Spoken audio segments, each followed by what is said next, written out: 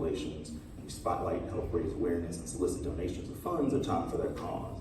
And I've been able to pay writers and connect them to paid opportunities, and now begin the process of applying for fiscal sponsorship for it, so that I could apply for more grants, expand the series, and move into other, kind of avenues to build up a community of writers and writing incubators, because it's something that, you don't, while yes, definitely have gone through and done that whole MFA graduate education thing. The writer doesn't have to do that. A writer can be, a community culture bearer who's going out, who's uplifting, other people, and can pay for it, and can live, and can sustain themselves, and can sustain their families, and really get what they deserve for, what doing for the larger community.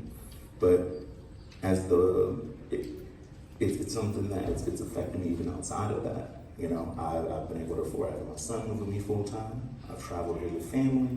I've traced genealogy. I made a lot of choices. And as the pilot closes, I've decided that I'm not going to give up those choices that I've been afforded during that time. And not only am I going to find the means to create and sustain those opportunities that I've been placed in a position to give, but to fight for others to be in that position as well.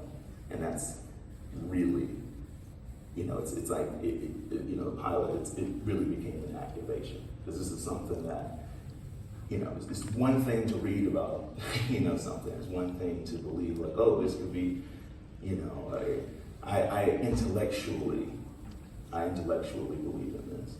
And to have this sense of, I don't want to say pessimism, but it's another to experience it and say this can be reality.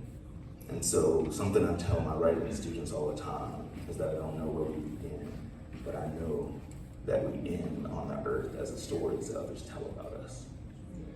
It's like a catfish coming from the ice in the winter for a bite of night crawler bait and turning it into a meal.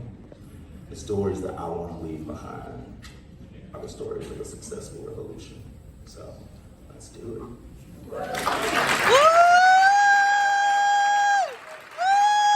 There's a danger in our emotion in fashioning a solution that we will do the same thing to another group of people. So we have to be very careful in the process. I don't know, I probably got off track. I just was led in that direction. So anyway, go to the King Center Doctor. I'm going to say that. Look for the Nonviolence 365 online, for real, seriously. No, I'm going to stand up about next question. About the keyword, here we go. But I want to say, because you asked the question, how do we do this? That's how we do it. We gotta study the approach, because we gotta use our energy more strategically.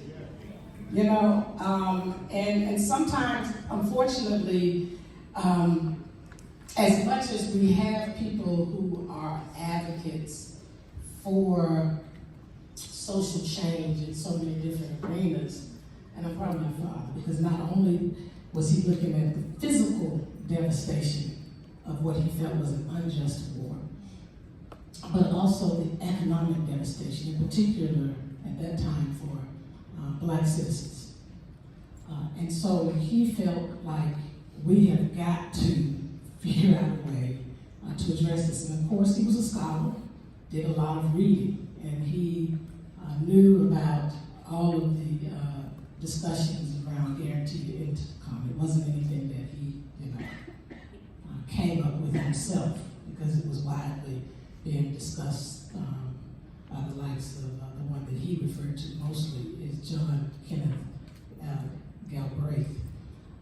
And in studying him, he came across the fact that if we just spent about $20 billion, we could address poverty head on in the inclusive economy.